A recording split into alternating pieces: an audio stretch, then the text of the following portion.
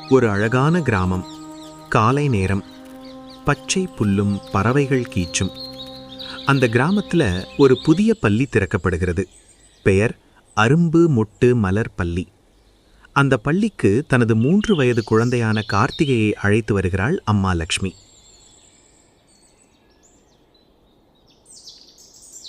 Master, இங்கே என்ன படிப்பாங்க? ஏற்கனவே எல்லாரும் ஏபிசி 1 2 3 கற்றுக் கொடுக்கறாங்க. அம்மா, இங்க குழந்தைகள் படிக்க மாட்டாங்க. இங்க நாங்கள் தான் குழந்தைகளை படிப்போம். லக்ஷ்மிக்கு கொஞ்சம் ஆச்சரியம். அரும்பு நிலை, 3 வயது. கார்த்திகை முதல் நாள் பள்ளிக்கு செல்கிறாள். அங்கே புத்தகங்கள் இல்லை, கரும்பலகை இல்லை. ஆனால் நிறைய வண்ணங்கள், விளையாட்டுப் பொருட்கள், இசை, பாடல்கள். அவள் மணலில விளையாடுறாள். நிறங்களால படம் வரைகிறாள். சின்ன சின்ன கதைகள் கேட்கிறாள். ஆசிரியர்கள் கவனிக்கிறார்கள். அவள் நிறங்களைக் கண்டு மகிழ்கிறாளா? இசைக்கு ஆடுகிறாளா? கதைகள் கேட்டு கேள்வி கேட்கிறாளா? இவருக்கு படைப்பாற்றல் அதிகம். நிறங்களோட ஆர்வம் இருக்கு. மொட்டு நிலை, 4-5 வயது. இப்போ கார்த்திகை கொஞ்சம் பெரியவள். அவளை பூங்கா, மிருகக்காட்சி சாலை, கடற்கரையெல்லாம் அழைத்து செல்கிறார்கள். இது மரம், இது எப்படி வளருது பாரு. இது பறவை, இது எப்படி பறக்குது. அவள் பார்த்து கேட்டு அனுபவிக்கிறாள். அவள் மண் கொண்டு சிறிய வீடு கட்டுகிறாள். மரத்துக்கு தண்ணீர் ஊற்றுகிறாள்.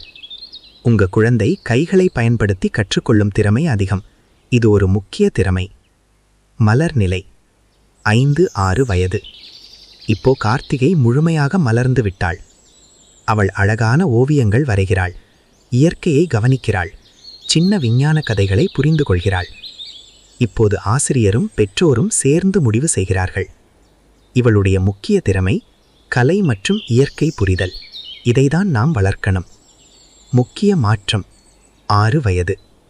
கார்த்திகை 1ஆம் வகுப்புக்கு செல்லும்போது அவள் எல்லாரும் மாதிரி ஒரே மாதிரி படிக்க மாட்டாள். அவளுக்கான முக்கிய பாடம் கலை, இயற்கை அறிவியல்.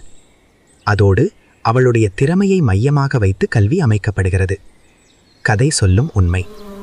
இந்த கல்வி முறையில் குழந்தை மீது அழுத்தமில்லை, புத்தக சுமை இல்லை, ஒப்பீடு இல்லை, பயம் இல்லை. குழந்தை இயல்பாக வளருகிறது. திறமை கண்டுபிடிக்கப்படுகிறது. வாழ்க்கை நோக்கம் ஆரம்பத்திலேயே தெரிகிறது.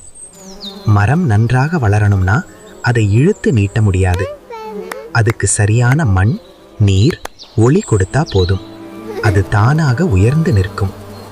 அதே மாதிரி குழந்தைகளை படிக்க வைக்காதீர்கள். அவர்களை புரிந்து கொள்ளுங்கள். அப்போதுதான் ஒவ்வொரு குழந்தையும் ஒரு மலராக மலரும். இந்த அருமையான செயல் திட்டத்தை விரும்புகிறீர்களா? அப்படியானால் உங்கள் வாக்கை விவசாயிக்கு போடுங்க.